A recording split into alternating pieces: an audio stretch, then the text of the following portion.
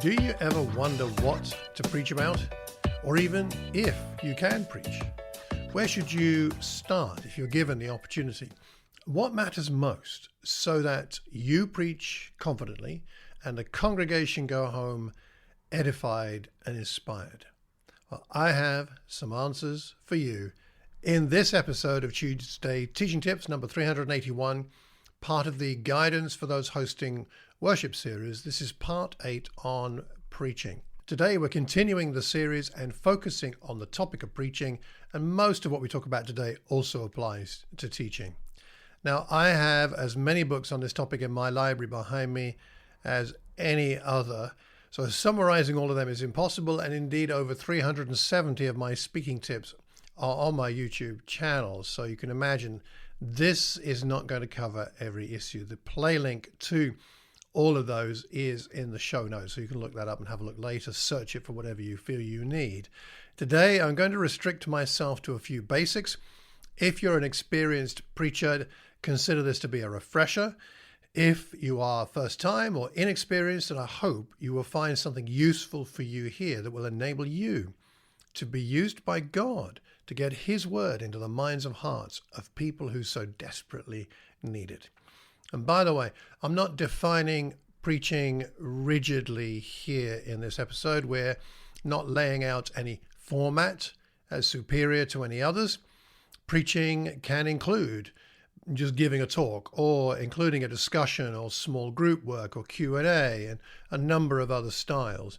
What matters, I believe, are the following issues of substance that make all preaching meaningful and helpful. Number one, Jesus. You might expect we could start there. So Jesus first. So the focus of every sermon is on some level about Jesus. The topic or the text might be on, say, Moses or Abraham, but remember to tie what we learn to Jesus. He is our ultimate focus, and we're following him. So tie it to Jesus and our lives of discipleship to him. In other words, make your preaching relevant to us and our walk with Christ. 2 Corinthians chapter 4, verse 5. For what we preach is not ourselves or any other character or topic, we might say. Slight extension of what Paul's talking about here. We don't preach ourselves, but Jesus Christ as Lord. He's the ultimate focus of our preaching, and ourselves as your servants. That's who we are, and we are servants of the congregation. So whatever we talk about from whichever part of the Bible, we must tie it in some sense back to Jesus.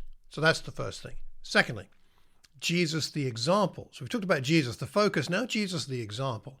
Look at Jesus' example of preaching in his preaching and teaching as an inspiration for your own. Especially, I would say, the parables. I have a whole episode on that, so the link to that is in the show notes. So think about how he preached and taught, and look at his examples, and especially take your cue from the parables. Thirdly, inspire. Inspire your congregation. If you talk well about God as Father, about Jesus, about the Holy Spirit, our hearts, the hearts of your congregation, will be stirred by hope. That's how you get hope into the heart, talking about Father, Son, and Spirit. And stirring the hope will lead to a congregation who is willing and desirous of living by even greater faith and acts of love towards one another and people in this world. You see, inspiration, I would say this, you can disagree with me if you wish, but let me know in the show notes. Inspiration in preaching is more important than direction or information. I'm not saying information is not important. Context is always valuable. I'm not saying direction is unimportant. I think direction matters. But I would specify personally inspiration as being primary. If we give direction and information without the inspiration of talking about Father, Son, and Spirit, I think we've got a problem. So think about that combination and that priority. Next point, information. Having talked about how information is not as important, let's just talk a bit more about it. You see, it's a common mistake to think that conveying information about the text or the context or God himself is the most important thing. Now, we do need some background information, some context, enough to make the passage come alive, but only enough for it to come alive, not to give us every nuance of every issue. In our preaching, teaching's a bit different here, but in our preaching, we don't need to overdo the information. The chief function of preaching, I would submit, is to exhort. Teaching might contain exhortation, but we'll focus more on education. So think about how much information is in your sermon. Is it appropriate to your ability and desire to inspire, or is it overwhelming that? Let's talk about exhortation also a little bit more. Exhortation is achieved not by volume. Exhortation is not about shouting. Exhortation is not about even energy, passion in a physical way. It's not about volume or any of those things. It's about connecting your congregation with the awesome and inspiring nature of the Father, of Jesus, of the Holy Spirit. And it is they who will move the heart and the will. Acts 13, verse 15, after the reading from the law and the prophets, the leaders of the synagogue sent word to them saying, brothers, if you have a word of exhortation for the people, please speak. They needed exhortation. So do we today. Figure out what that means for you and what it looks like. Next, be yourself in your preaching. Be yourself. Certainly take inspiration and lessons from other effective speakers. Of course, that's right to do that, but don't copy them. Take inspiration, not copying. Somebody said, preaching is truth through personality. We need your personality to come through. Otherwise, you're just going to sound like everybody else. I mean, are you trying to sound like somebody else when you speak? Please don't do that. You have a personality, your personality that is yours for a reason. And when you read the public teachings of Jesus and then Paul and compare them, it's clear that they spoke very differently. Part of it was difference of context, but part of it was difference of, I think, of personality.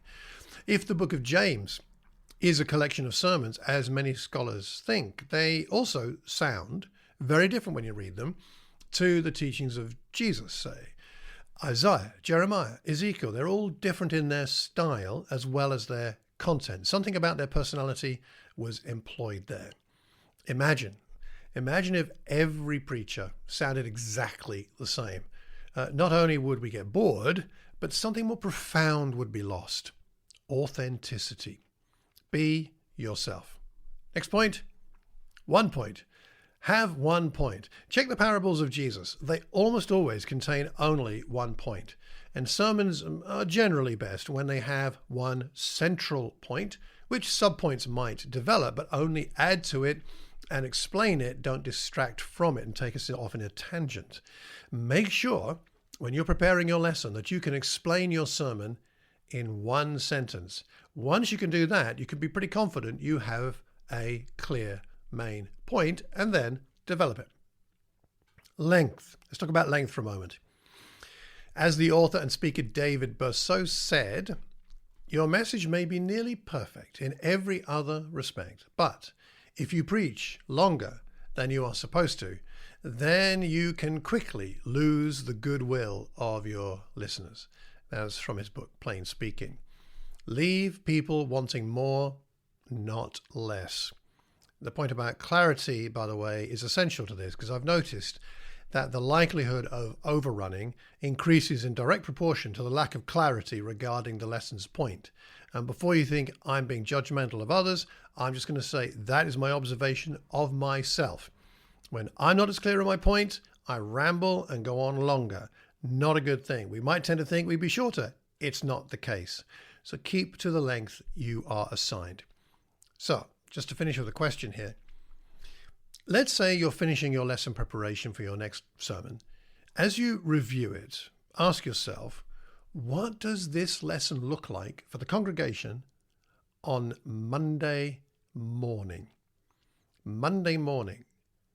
Is it relevant in real life? Is, in other words, the question. How can your congregation apply what you are teaching them?